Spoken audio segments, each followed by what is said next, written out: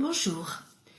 Alors ceci est une présentation de ce qui est proposé à l'UFR de lettres, langues et sciences humaines de l'Université d'Angers pour préparer à l'entrée au master enseignement premier degré, c'est-à-dire un master qui prépare les gens qui veulent devenir professeurs des écoles, donc c'est-à-dire travailler dans une école maternelle ou une école primaire. Quelle que soit la licence choisie à l'UFR de langue, lettres et sciences humaines, vous pouvez bénéficier de cette préparation au master qu'on appelle le master EPD. C'est-à-dire que dès la L2, il y a des enseignements de pré-professionnalisation qui sont offerts vers différents types de métiers, dont l'enseignement dans le premier degré ou dans le second degré. Donc, cette présentation vise plutôt les personnes qui s'intéressent au métier de l'enseignement dans le premier degré, donc comme je disais, maternelle ou primaire. Alors dès la L2, c'est-à-dire au semestre 3 et 4, il y a ce qu'on appelle une UEP, donc une unité d'enseignement qui prépare cette profession. Donc on va commencer à découvrir ce milieu professionnel, avec à la clé un stage de 24 heures. Donc une première découverte du milieu. Il arrive parfois que certaines personnes, en faisant ce stage-là, changent d'orientation. C'est fait pour. C'est fait pour se découvrir une vocation ou au contraire se rendre compte qu'on croyait que c'était tel métier, mais ce n'est pas ce métier que j'avais imaginé. Donc il vaut mieux s'en rendre compte tout de suite. Donc L2, sur les 2 semestres, on a cette préparation déjà vers ce métier. Si ça continue à nous intéresser, il y a on prolonge en L3, donc en 3e année de licence. Sur les 2 semestres à nouveau, semestre 5, semestre 6. Alors là, on étoffe davantage la proposition parce qu'au semestre 5 et au semestre 6, comme vous le voyez, il y a beaucoup plus d'offres. Donc les choses se précisent un petit peu, c'est normal. Alors, qu'est-ce qui est proposé? Alors, on a du français. Alors, on a beau être à l'UFR de lettres, langues et sciences humaines, il faut quand même une préparation certaine pour cette entrée dans ce master parce que les besoins spécifiques qui sont liés à ce master ne correspondent pas forcément à des études approfondies de lettres.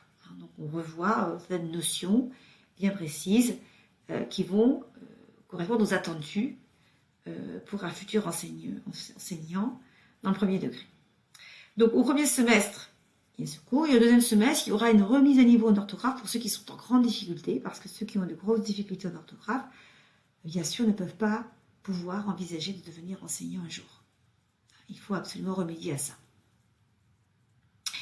Il y a aussi des cours de mathématiques, et oui, parce que, bon, on a des étudiants qui sont parfois fâchés avec les mathématiques, ou qui n'aimait pas spécialement ça, eh bien, oui, quand on est enseignant en premier degré, on fait un peu de tout.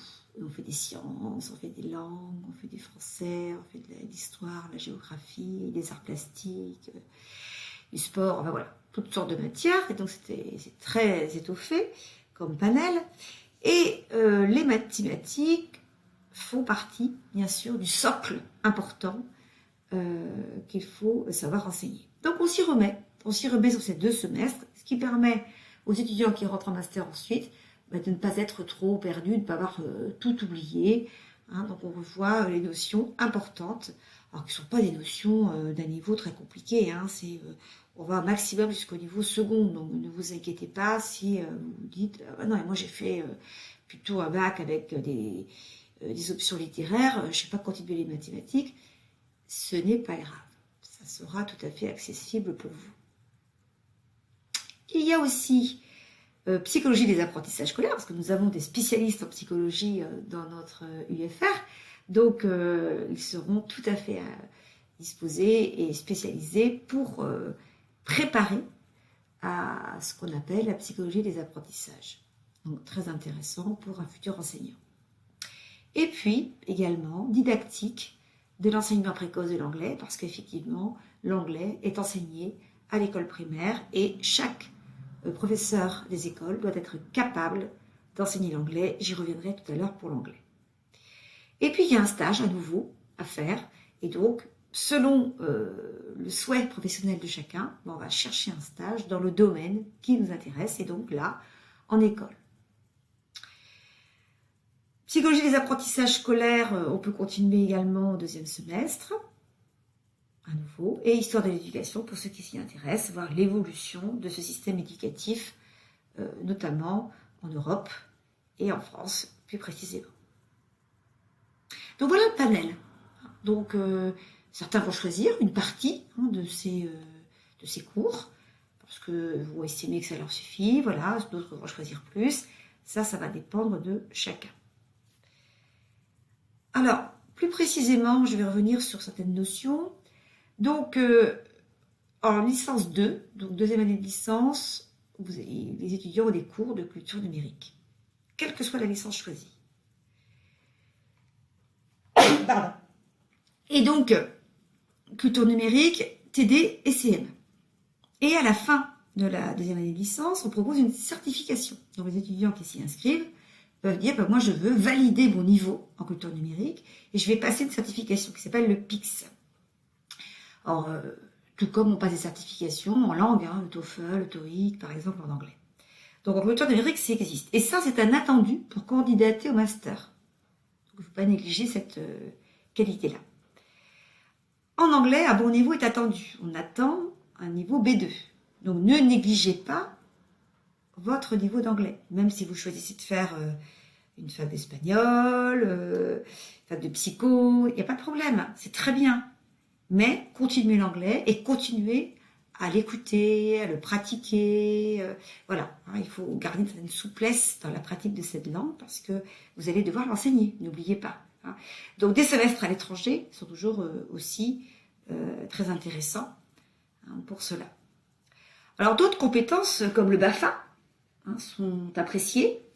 L'accompagnement au devoir, l'encadrement de groupes d'enfants, alors je pense par exemple à l'encadrement sportif, musical, etc. Donc ce sont des choses qui vont être un atout supplémentaire dans le dossier de candidature au master. Donc pour en revenir au stage, donc un stage est prévu en L2 et aussi en L3. Donc au total, chacun devra avoir fait 70 heures de stage. Alors, on attend plutôt, si possible, une fois en maternelle, une fois en primaire, pour que vous ayez vu les deux. Vous vous rendez compte un petit peu des différents publics et différentes méthodes de travail. En psychologie, c'est un peu particulier, puisque les étudiants de L3 psychologie ont beaucoup d'heures de stage à faire dans le milieu non professionnel lié à la psychologie. Et dans ce cas-là, les étudiants qui font psycho sont encouragés, et qui voudraient devenir enseignants, sont encouragés à bien sûr faire leur stage dans un milieu professionnel lié à la psychologie, mais lié aussi à l'enseignement. Donc ça peut être psychologue scolaire, ça peut être donc enseignant évidemment dans les classes. Voilà, on peut varier un petit peu les professions et aussi les publics. Voilà, donc en venant à l'UFR de la LSH, il n'y a aucun souci, vous pouvez envisager de faire ce métier de professeur des écoles. On vous y préparera. Voilà, je vous souhaite de bonnes portes ouvertes à l'Université d'Angers. Et puis n'hésitez pas à nous contacter si vous avez d'autres questions. Bonne journée.